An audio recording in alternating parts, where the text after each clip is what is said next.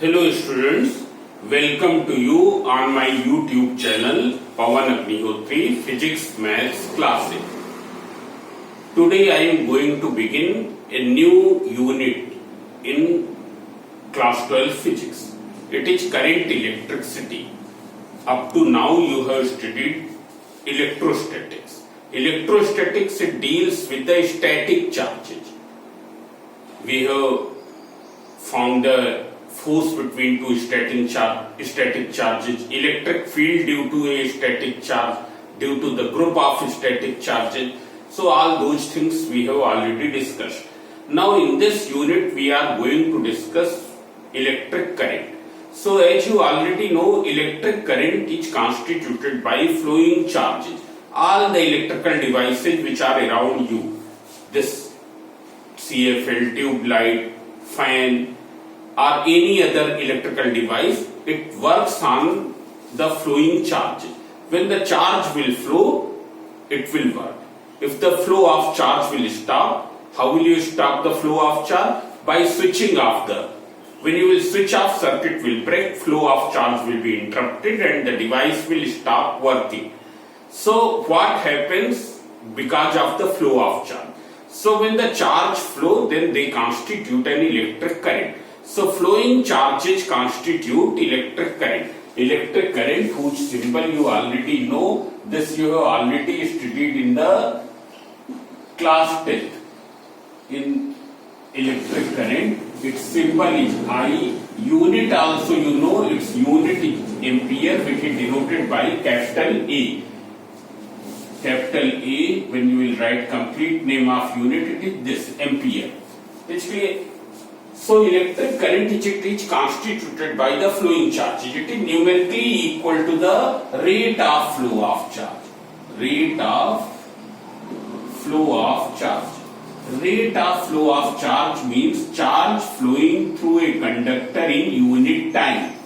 Charge flowing through a conductor in unit time. Suppose in time t, q charge flows through the conductor. Electric current is said to be I equals to q upon t.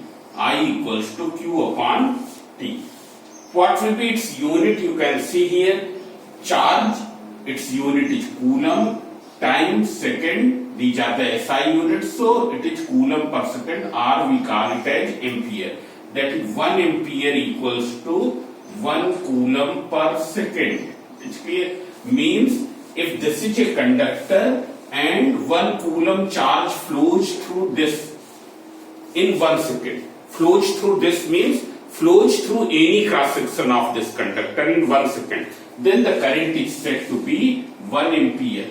Here this is a conductor and 1 coulomb charge flows through any cross section of this conductor in 1 second.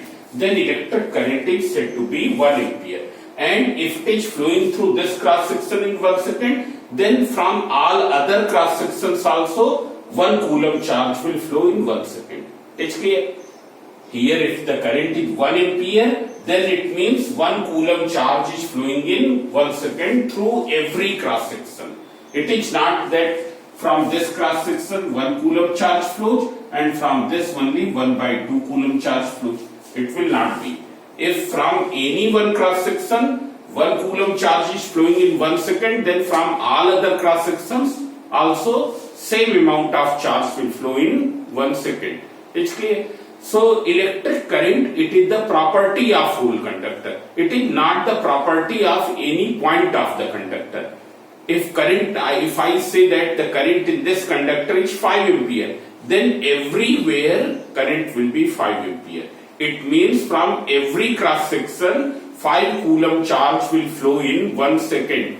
5 coulomb charge will flow in 1 second. It's clear? So here it is 1 ampere equals to 1 coulomb per second. As we already know, 1 coulomb is equivalent to charge on how many electrons? 6.25 into 10 to the power 18 electrons.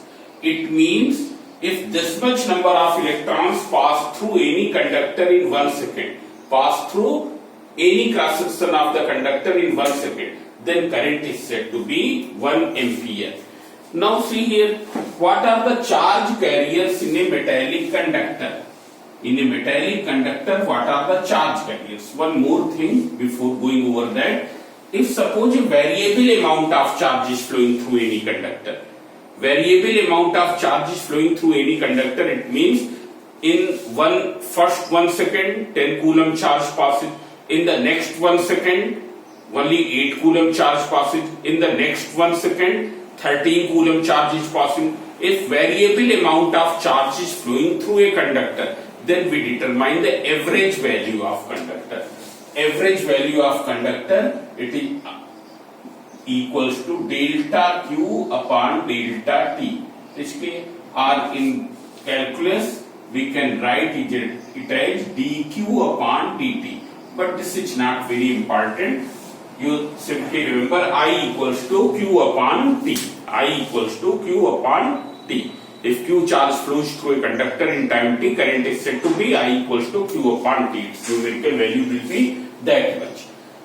Now see here, in a metal, what are the charge carriers? So charge carriers in a metallic conductor are the free electrons. What are the free electrons? Free electrons are those valence electrons which have become free from the valence shell, that is the outermost shell of an atom, but not from that substance to which the atom is belonging. It's clear? Suppose it is consisting innumerable number of atoms. Suppose this is a copper wire. It is having innumerable number of atoms. What will happen? Some of the atoms or majority of the atoms will lose the electron from their valence shell. Those electrons will remain within this copper wire. They will not come out.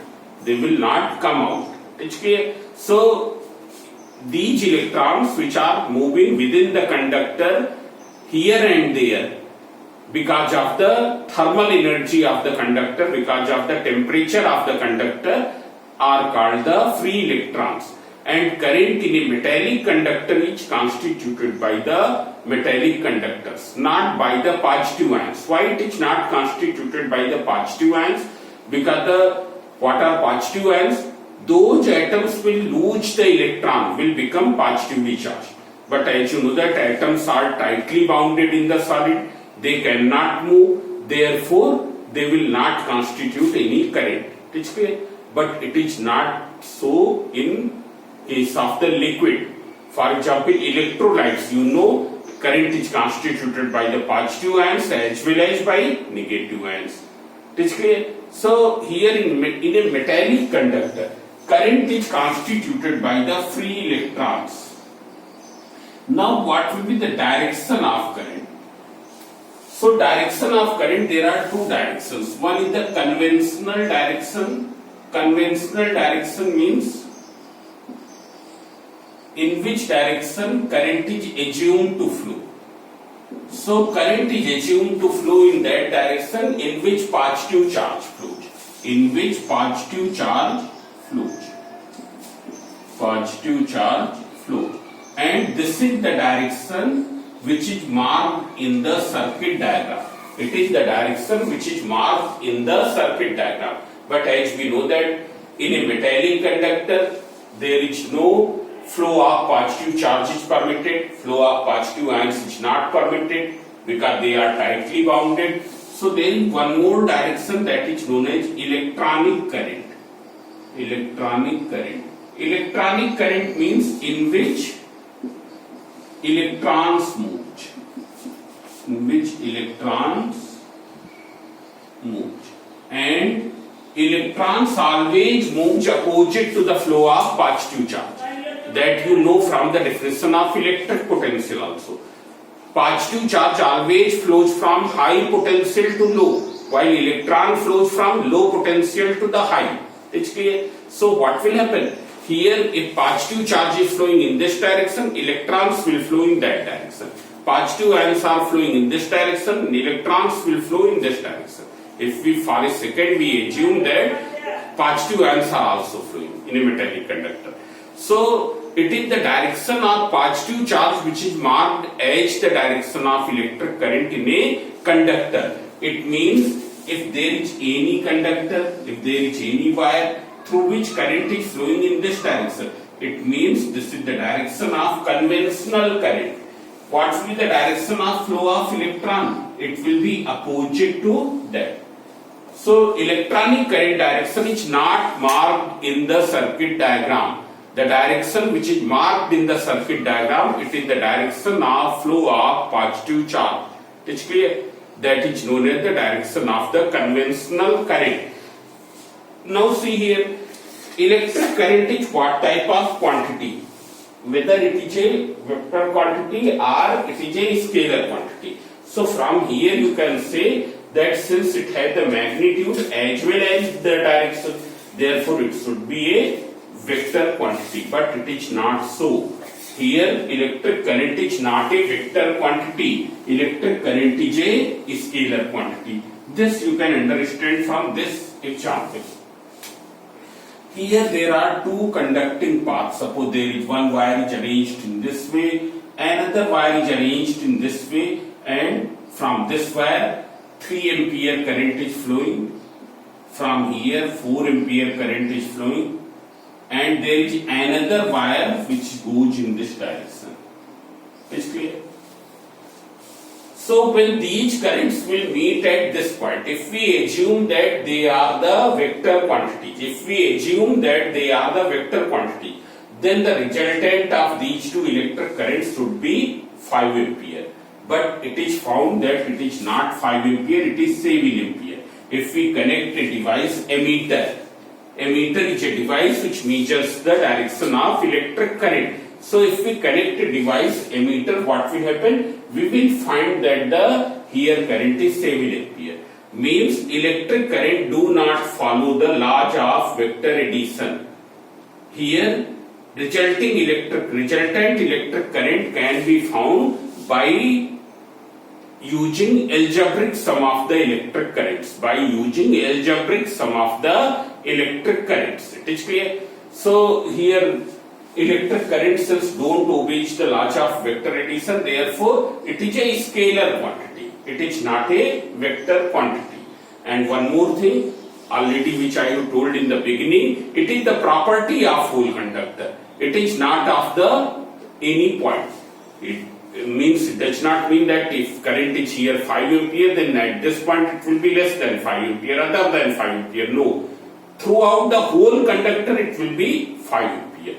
Now after this there is a term about alternating current, direct current. I will come later. Alternating current also you know what is alternating current, which continuously changes in magnitude and whose direction changes periodically. In alternating current what happens? There will be the back and forth motion of the electron. Back and forth motion of the electron means electrons will flow to and fro. Means first they will move from here to here and then from here to here. It is clear? So that is alternating current in which the magnitude changes continuously with time and direction changes periodically. Means after a fixed interval of time. All these devices which are working, they are working on alternating current because of the alternating current. Direct current, which neither changes in magnitude nor changes in direction, which remains steady in both magnitude as well as direction of flow. That is known as direct current. The current which we obtain from the battery, the current which we obtain from the cell is direct current. It's clear? That's why you know that when you use battery in your home for working of the appliances, then one device is connected between battery and appliance. That is known as inverter.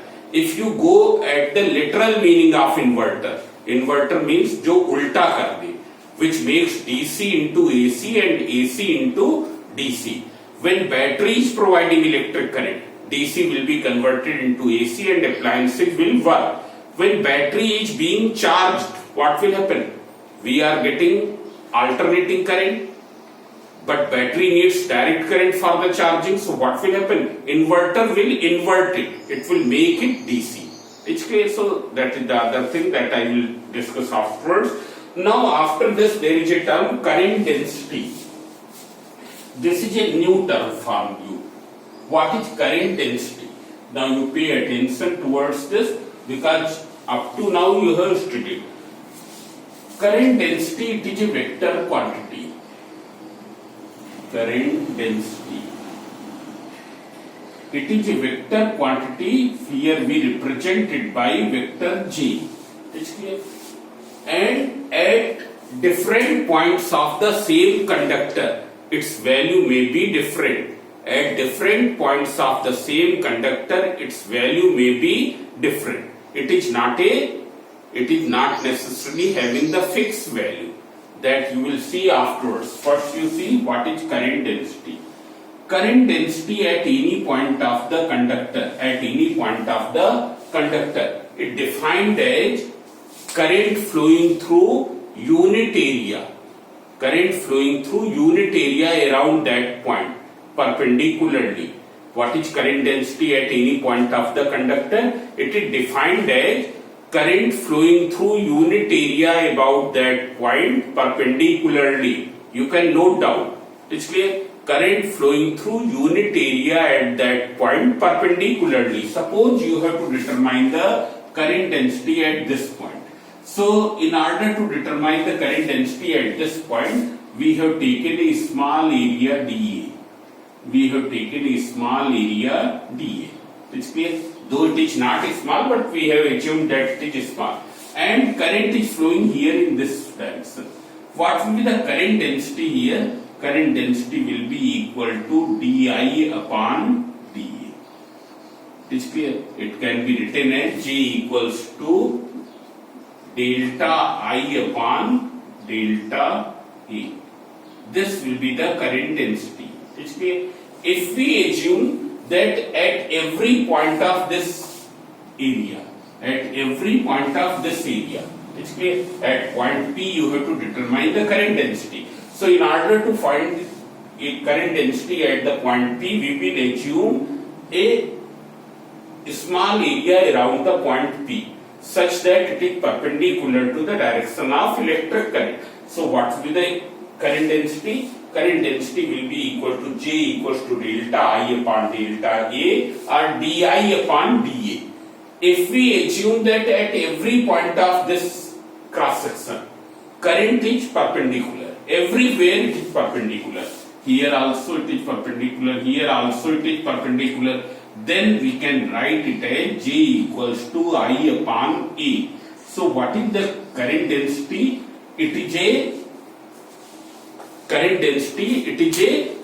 vector quantity, and current density at any point of the conductor it is defined as current flowing through unit area perpendicularly.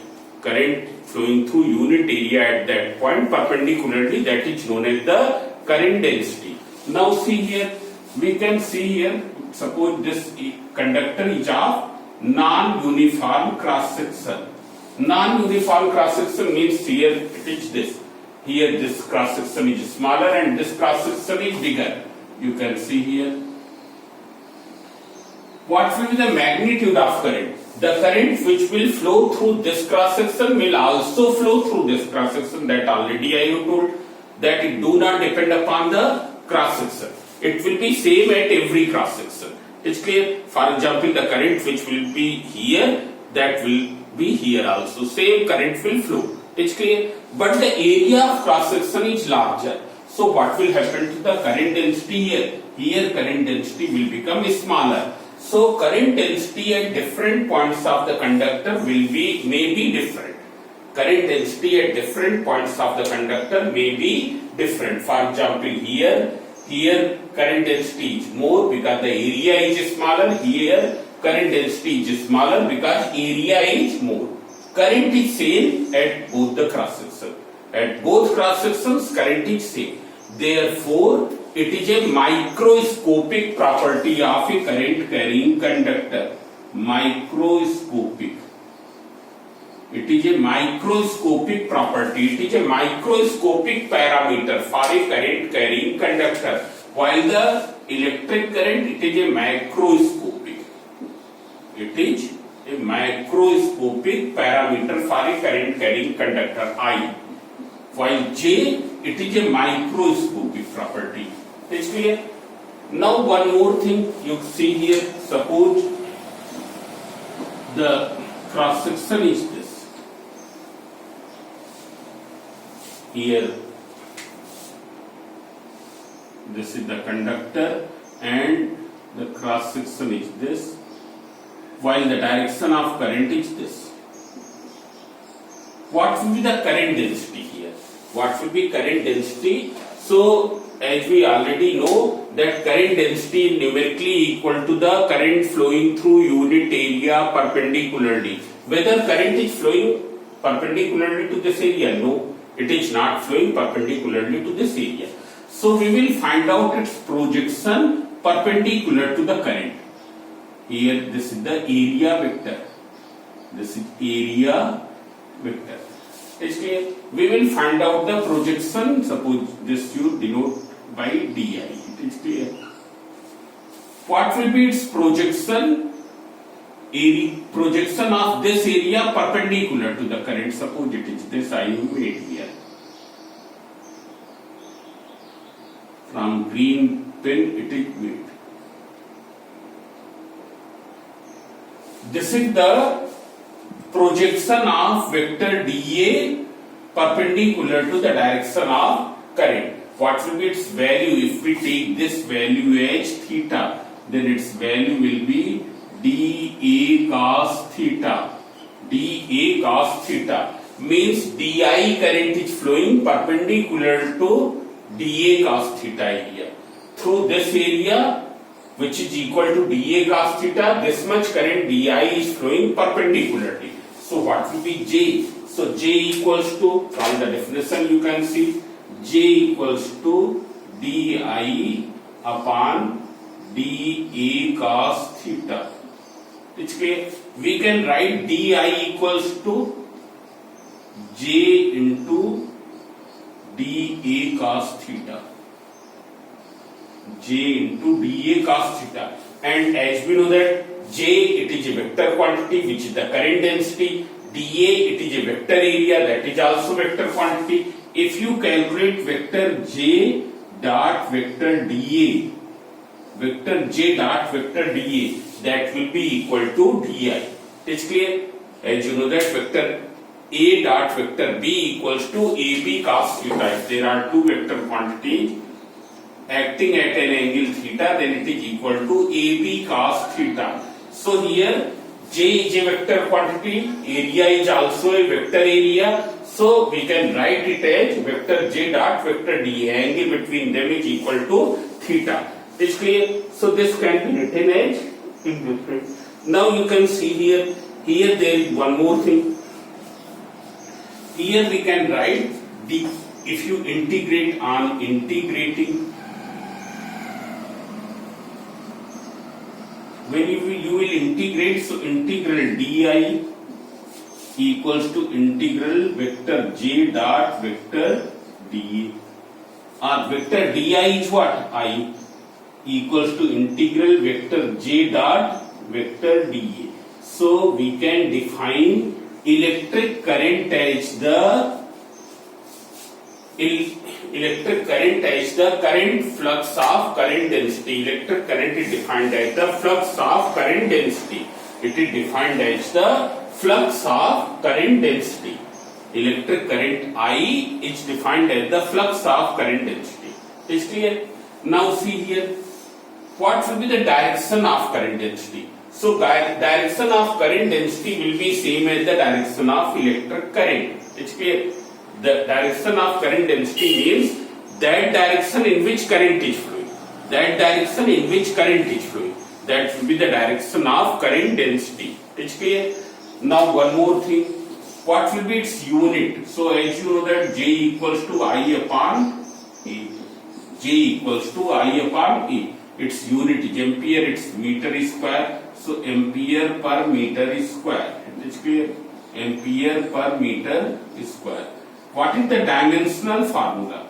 If you see the dimensional formula, AL minus 2. This is the dimensional formula of the current density.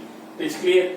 So this is the current density. Now I will show one more thing, one difference. What is the difference between the current and current density? Current density is a vector quantity, current is a scalar quantity. Current density is the microscopic property, means it is the property of any point of the conductor, while the electric current, it is the macroscopic property. If at one point of conductor current is 5 ampere, then at every point of the conductor current will be 5 ampere. It is clear?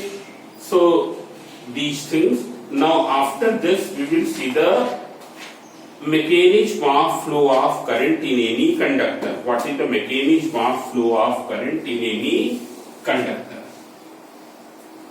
So you can see here.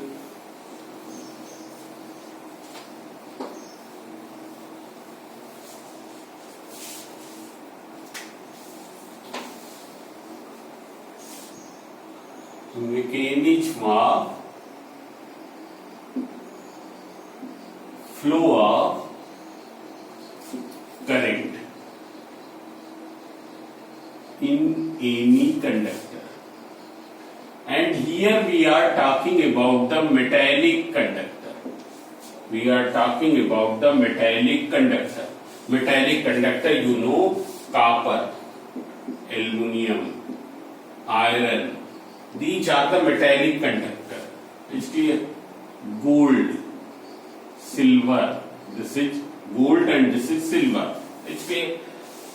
In these conductors, there is a very huge concentration of free electrons. What is the free electron density? Free electron density. Here I am explaining the term from very beginning. What is free electron density? Number of free electrons per unit volume. Per unit volume. Unit volume. This we represent by the symbol small n. It's clear? This means free electron density. Now in a metallic conductor there is a very huge concentration of free electron density. If we talk about these three, what is the free electron density here? It is 10 to the power 24 free electrons per meter cube.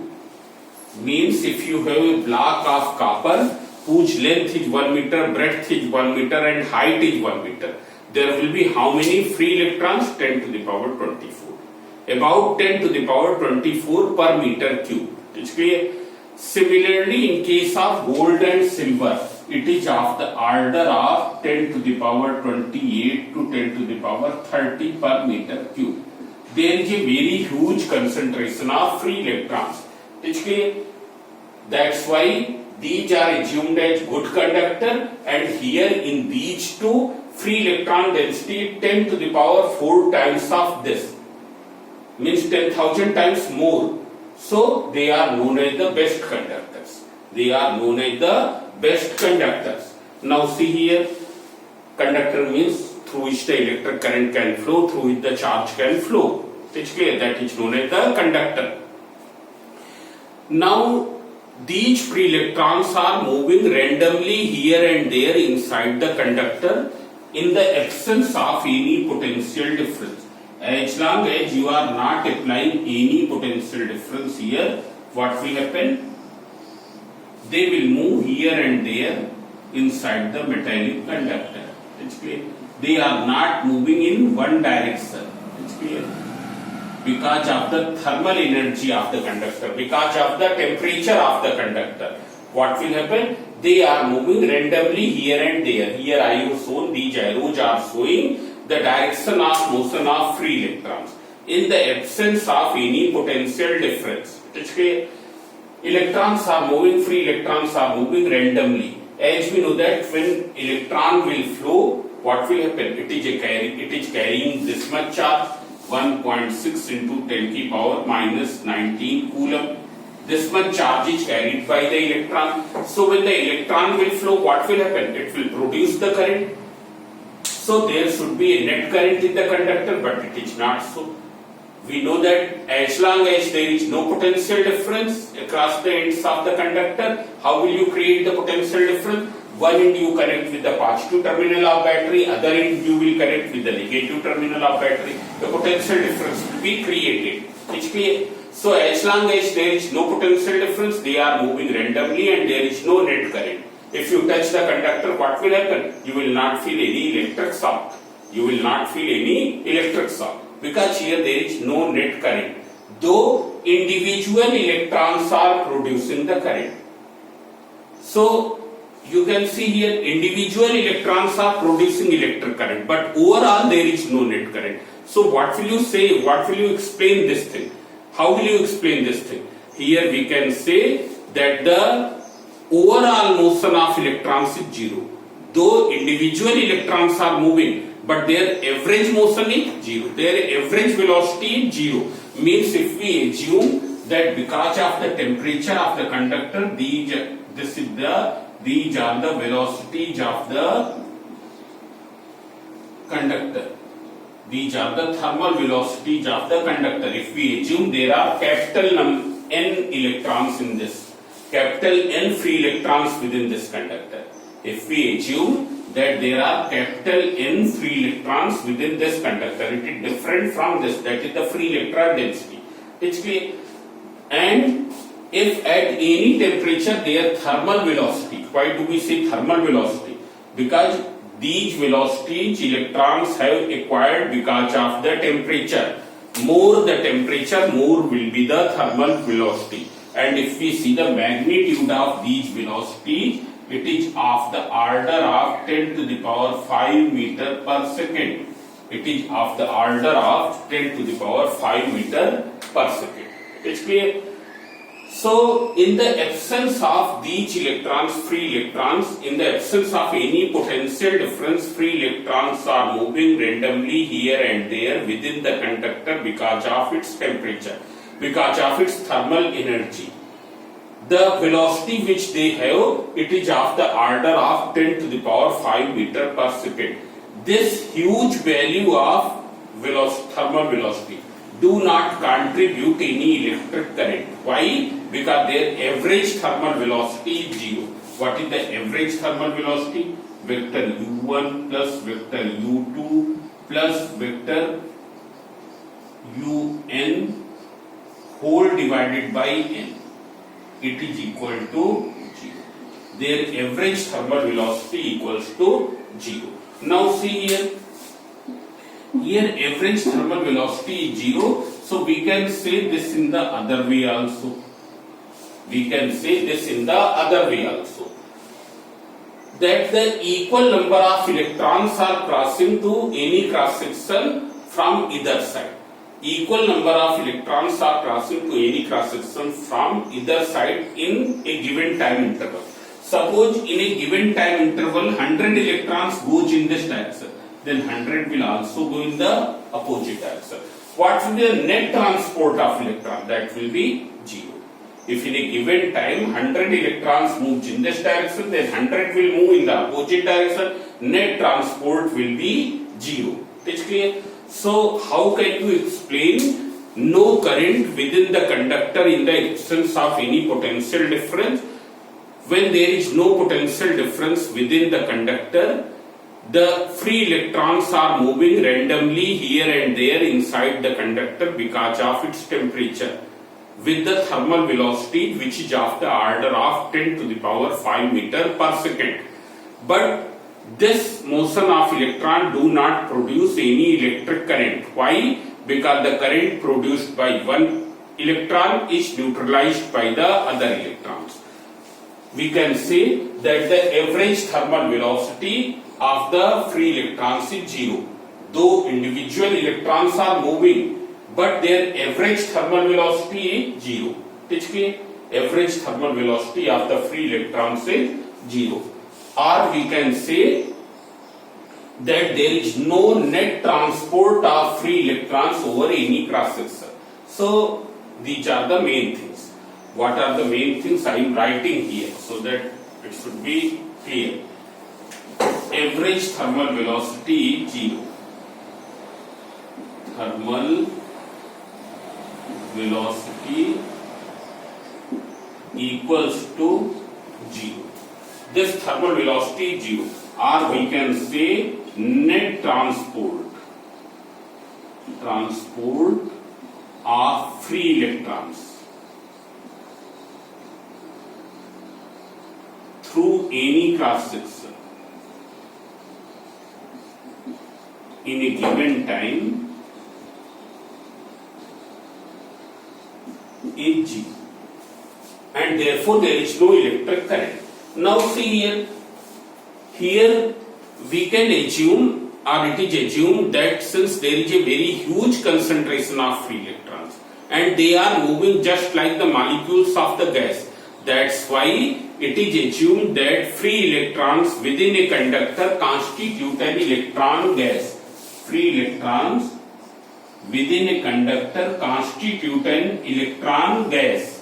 Here it is a gas, here it is considered as a gas whose molecules are electrons.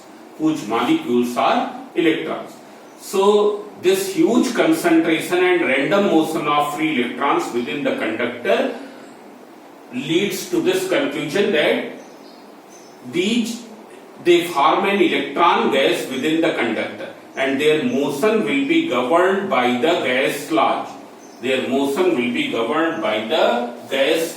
So if you determine the thermal velocity of the free electrons at the room temperature, as you know that there is the velocity of, what is the formula of Vrms in case of the kinetic theory of gases? It is root 3 kT upon m.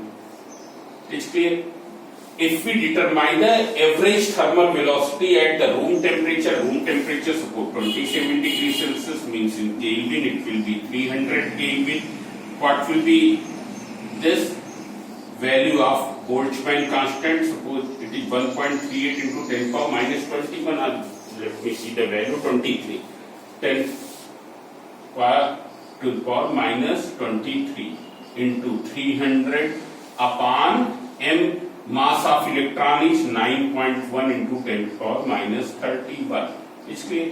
When you will calculate this, it comes out equal to 1.17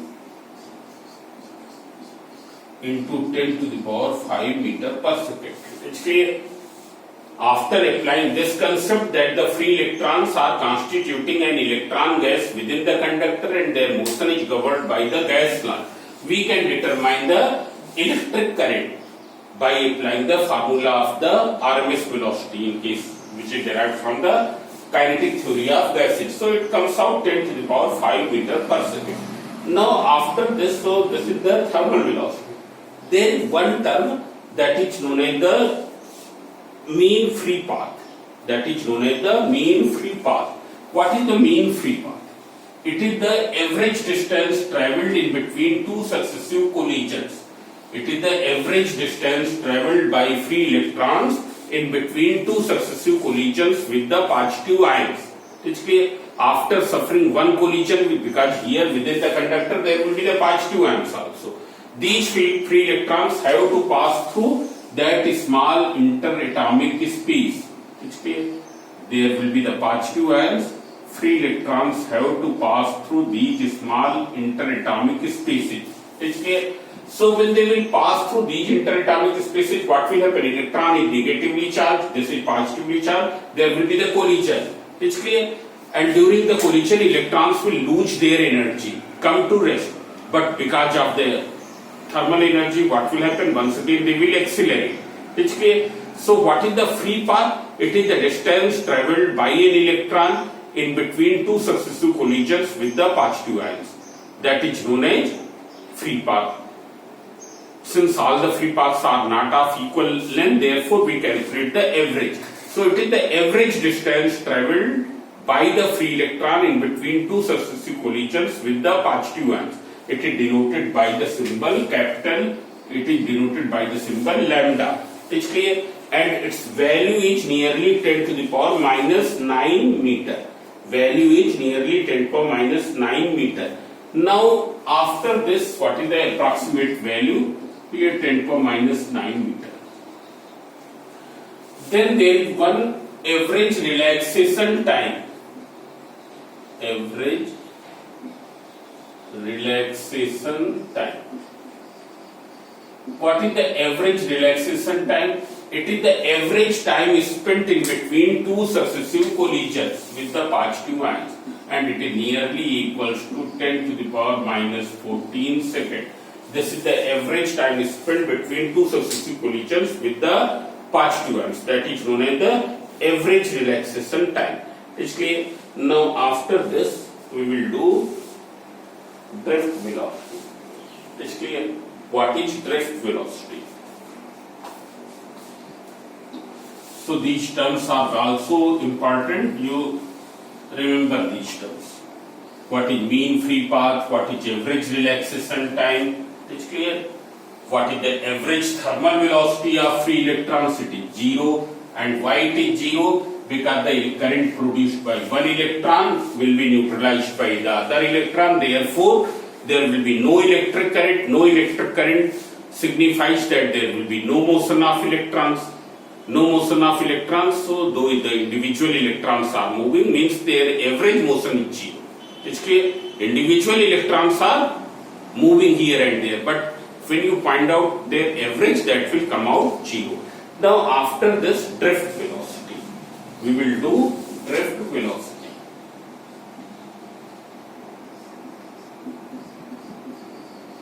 What is the drift velocity of electrons?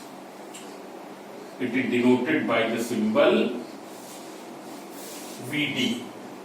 Now see here, what is the drift velocity? If we see, when a potential difference is applied, here I am not showing the positive ions. It is clear.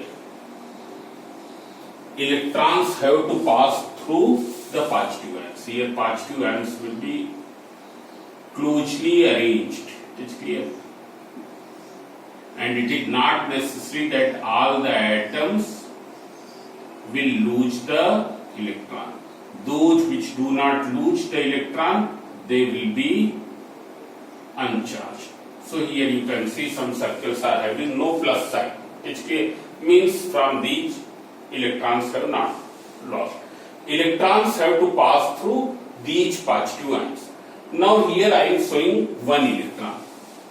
When you will apply a potential difference, HK, a potential difference with the help of the battery, when you will apply a potential difference, what will happen? This end will become at high potential, this will be at low potential.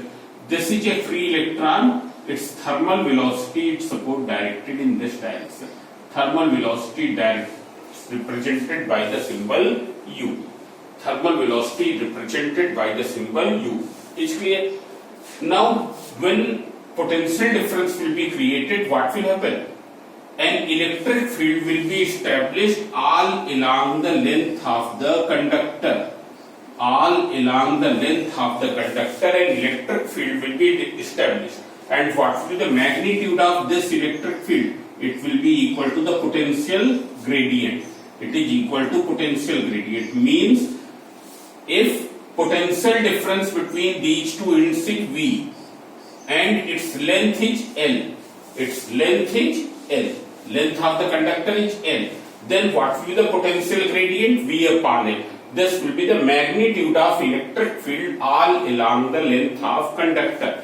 And as we know that in an electric field, electron experiences force in what direction? Opposite to the direction of electric field. It's clear. Electric field is in this direction, so electron will experience force in this direction. It's clear. It will experience force in this direction.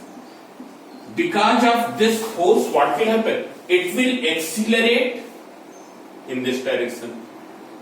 Because of this force, it will accelerate in this direction. What will be the acceleration? Acceleration equals to force upon mass of the electron m. So it is E upon m. When it will accelerate, so what will happen? Its velocity will increase. But its velocity will not continuously increase. Its velocity will not continuously increase. Why? Because it suffers collision with the positive ions. When an electric field is applied, when a potential difference is applied, an electric field is created. Because of this electric field, electron will start experiencing a force opposite to the electric field. Electric field is directed in this direction, electron will experience force in this direction. Because of this force, what will happen? Its velocity will increase. It will accelerate. but it will not accelerate continuously. It will suffer collision with the positive ions. During the collision, it loses whole of its energy. What happens to that energy? That energy is converted into heat energy. It is clear? That energy is converted into heat energy. So when the electron accelerates, it do not accelerate continuously. It suffers collision with the positive ions and come to rest.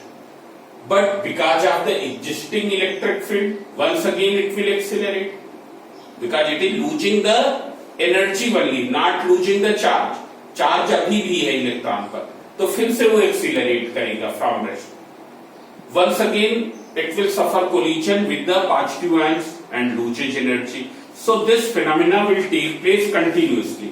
Accelerate, suffers collision, come to rest. Accelerate, suffers collision, come to rest. Means instead of accelerating continuously, it is accelerating only for that time interval which is spending in between two successive collisions, which is nearly 10 to the power minus 14 second. It's clear? It is accelerating only for a 10 to the power minus 14 second, which is equal to the average relaxation time. So instead of acquiring continuously increasing velocity, it acquires a constant velocity. It acquires a constant velocity, and that constant velocity is of the order of 10 to the power minus 4 meter per second. So this constant velocity is known as drift velocity. So what is the drift velocity? It is the constant. Constant term is very important here.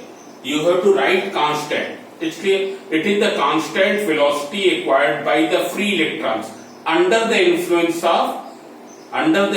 of potential difference across the ends of conductor is known as drift velocity.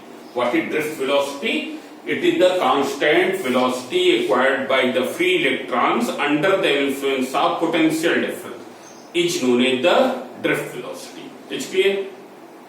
Means what is the overall? In the absence of no potential difference, in the absence of potential difference, what will happen? Electrons are moving randomly, contributing no net current because their thermal velocity is zero. But when a potential difference is applied, what will happen? Free electrons will start drifting. They will start moving in a definite direction, which is opposite to the direction of electric field, which is from low potential to the high potential. It's clear? All the free electrons will start moving in this direction. It's clear? But they will not accelerate continuously. Why? Because during their motion they will suffer collision with the positive ion. During the collision they will lose whole of their energy. That energy is converted into heat energy. But because of the existing potential difference, once again they will accelerate, suffers collision and come to rest. So this phenomena will take place again and again. So instead of having a continuous increasing velocity, they will acquire a constant velocity, which is of the order of 10 to the power minus 4 meter per second. This velocity is known as the drift velocity. So what is the drift velocity? It is the constant velocity achieved by the free electrons under the influence of the potential difference across the ends of the conductor.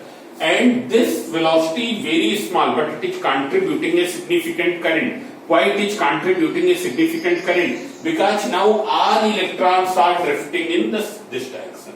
All are experiencing force in this direction. So all will drift in the same direction. They will drift in the same direction. So this is drift velocity. It's clear? Then there is an expression of the drift velocity. You can see here there is an expression for drift velocity. So these terms are very important, and here in drift velocity there is constant. Now here we have assumed, for better understanding, you draw the diagram. It is clear, then it will be more clear to you. Let us consider a conductor of uniform area of cross section. Here I am deriving it for a uniform area of cross section. Let us consider a conductor of uniform area of cross section A and length L. Let on applying a potential difference V, if an electric field will set up across the ends of conductor, which is given by E equals to V upon L. It's clear? Now what will happen? Let it is consisting capital N electrons. Total capital N free electrons are there. Capital N number of free electrons. Free electrons. This is not the free electron density. In this whole conductor there are how many electrons? Capital N free electrons are there. Let their thermal velocities are U1, U2 and so on. Is clear? Here we will put the vector sign. It's clear because they are moving in the different directions. So this will be their average. This will be their thermal velocity. As we know that in the absence of any potential difference, the average thermal velocity will be 0. So what is average thermal velocity? Thermal velocity as thermal motion of free electrons do not contribute any electric current. We will mention as the thermal motion of free electron do not contribute any electric current. Therefore, their average thermal velocity will be 0 and it will be equal to vector u1 plus vector u2 plus and so on plus vector un divided by n. This will be equal to 0. When a potential difference is applied, then this electric field will be created. What will be the acceleration acquired by each electron? So, acceleration acquired by each electron equals to force acting on the electron divided by the mass of electron, m is the mass of the electron. So, it will be equal to E upon m. Now, E we can write as E is what? Small e into capital E, it is the force. Force, what is the formula of force? Force equals to Q into E. If Q charge is placed in the electric field E, what will the force? It will be this. Now in place of E you can write this. So it will be EV upon ml. This will be the acceleration of each free electron. चाहे ये हो, चाहे ये वाला हो, चाहे कोई भी हो. For every it will be the same. For every electron this acceleration will be same. So because of this acceleration, what will happen?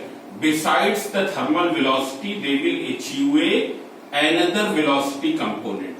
They will achieve another velocity component, and that velocity component will be due to the potential difference. And what will be equal to this? It will be equal to vector A tau. It is tau is what? It is the relaxation time in between two successive collisions. So what will be the velocity if we assume that the average relaxation time for individual electrons tau 1, tau 2 and tau n.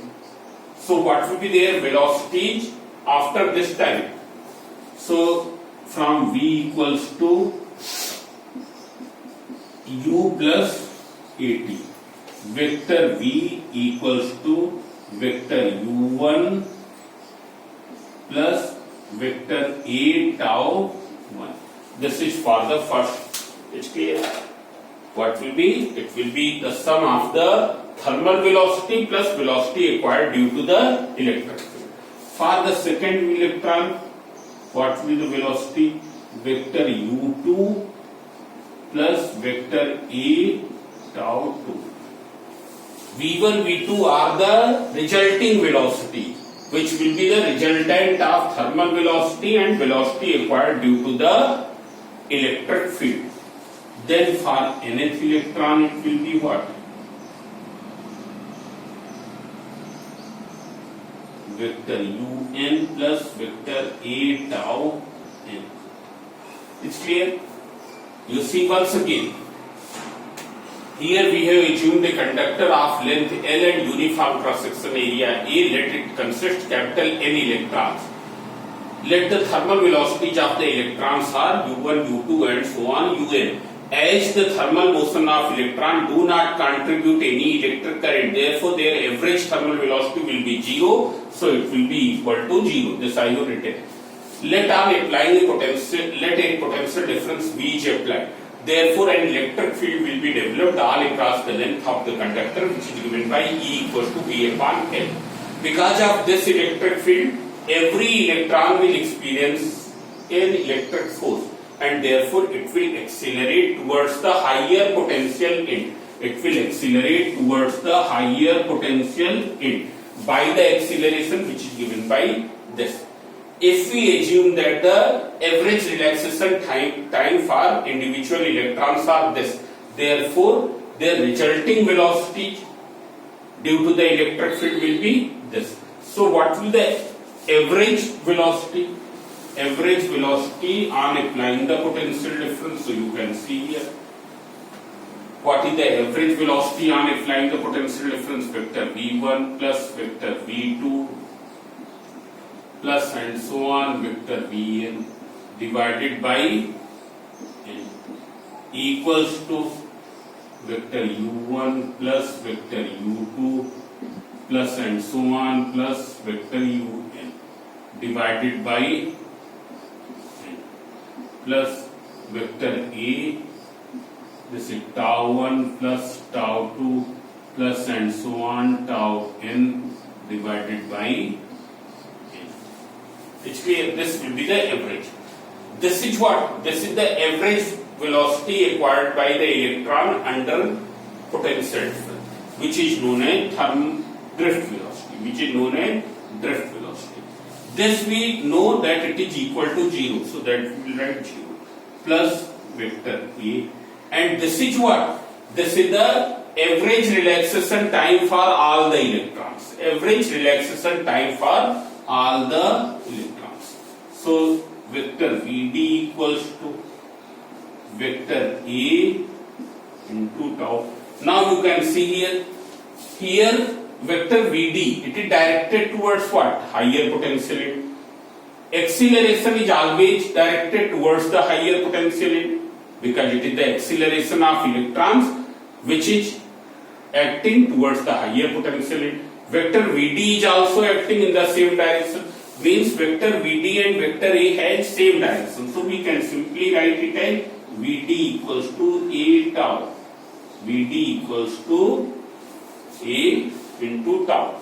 It's clear? So this is all about in this lecture.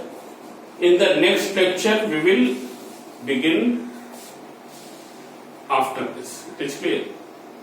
After this we will begin in the second lecture. So okay.